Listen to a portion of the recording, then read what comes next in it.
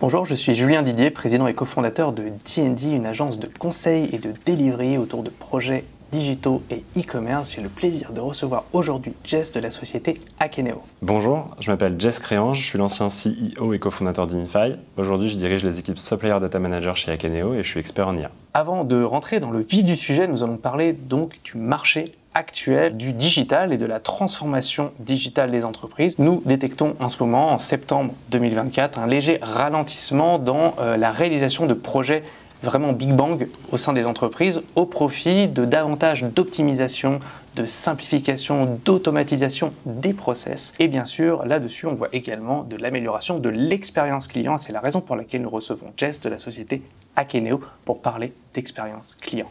Donc Jess, tu travailles depuis des années à l'exploitation de l'intelligence artificielle au service des enjeux business. Donc on peut dire que tu es un vrai précurseur autour de l'intelligence artificielle et j'aimerais bien que tu puisses nous en parler et plus exactement de nous dire comment tu vois l'évolution de l'intelligence artificielle au sein des entreprises. Ouais, ça fait 10 ans avec mes deux cofondateurs, Pierre et Maximilien, qu'on travaille sur des sujets d'IA. À l'époque, on appelait ça du machine learning.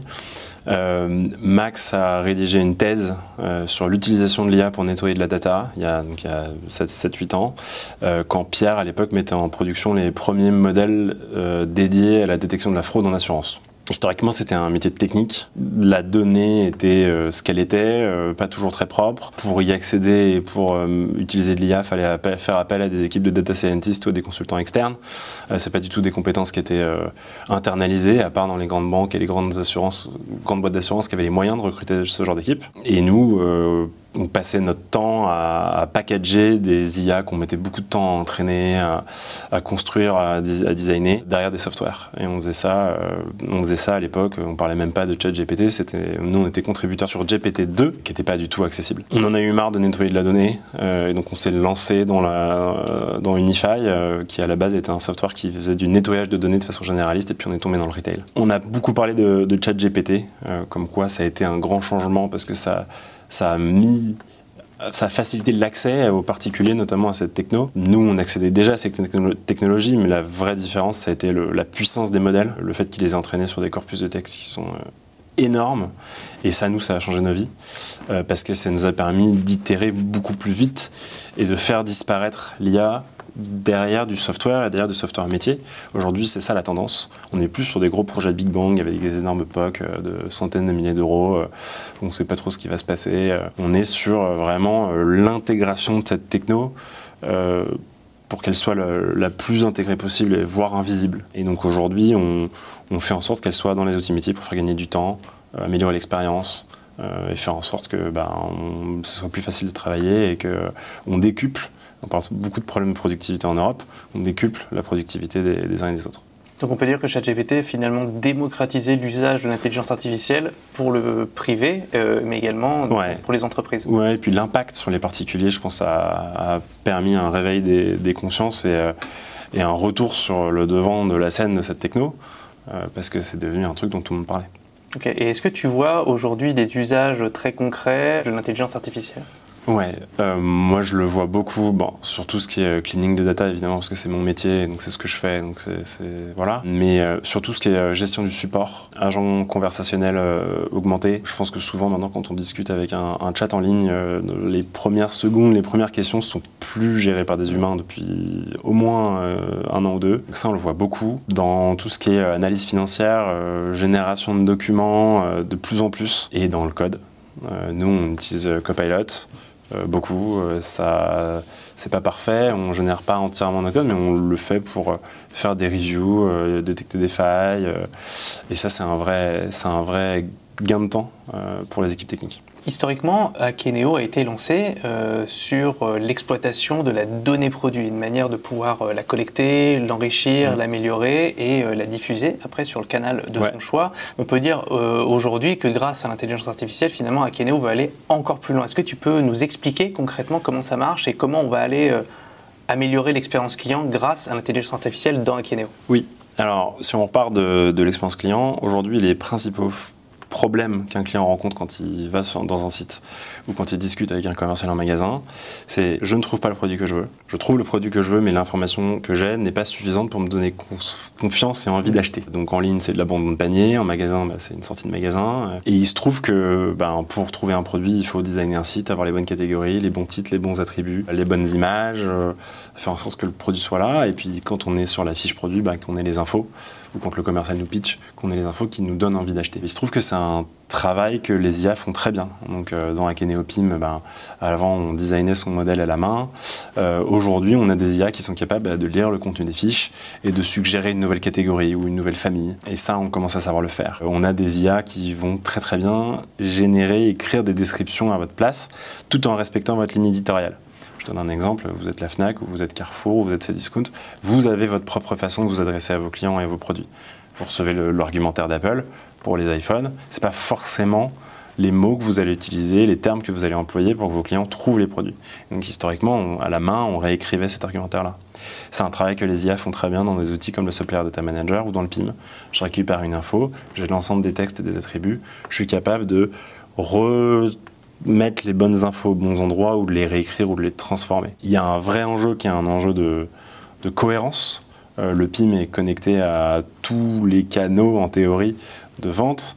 Le Supplier Data Manager il est connecté à tous les fournisseurs. Activation va envoyer l'information sur les différents canaux et donc on a une information qui se diffuse. Pareil, historiquement, quand on travaille avec son magasin, sa marketplace, une marketplace à l'extérieur, des canaux de vente internationaux, on duplique et on modifie une information à destination d'un canal. Il y a un enjeu de cohérence. Vous prenez deux métiers et deux humains, vous leur donnez des guidelines, il y a une chance sur 3 pour qu'à un moment dans la chaîne de production, ils se trompent et ils écrivent différemment ou ils fassent des erreurs.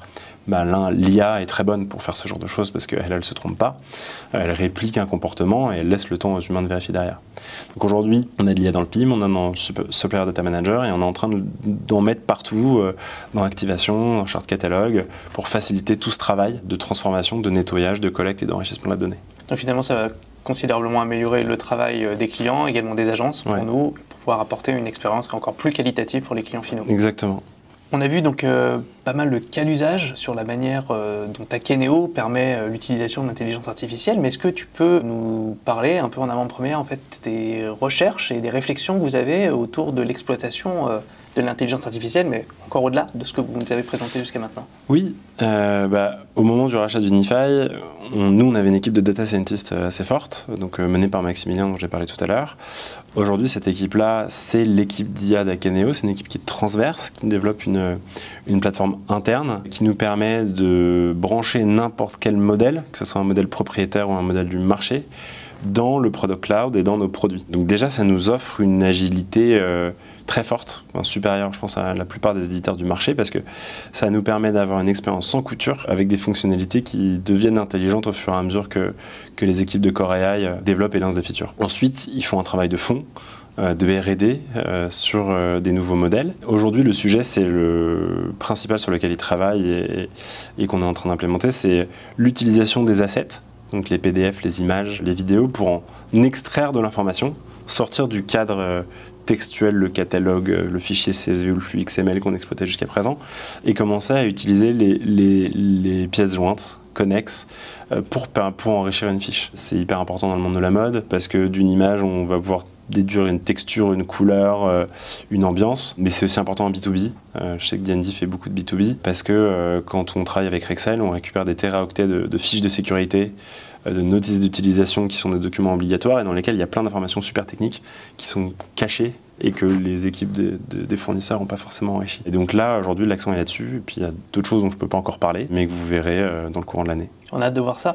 Et tu me disais tout à l'heure que vous étiez une équipe de combien de personnes autour de l'intelligence artificielle propre à Akeneo? Aujourd'hui, il y en a entre les data scientists, les développeurs et les PM, on a une dizaine de personnes. C'est une des équipes qui croît le plus vite. Il y a plein de choses qui vont arriver. Très impressionnant et prometteur pour la suite, j'imagine. Ouais. Nous l'avons vu, l'intelligence artificielle est au cœur de nos entreprises. Nous pouvons, grâce à elle, automatiser un certain nombre de process, simplifier finalement le travail de nos équipes. Et grâce à Akeneo et tout le travail de R&D qu'ils ont mis au centre de leurs produits, nous pouvons aujourd'hui considérablement améliorer l'expérience produit.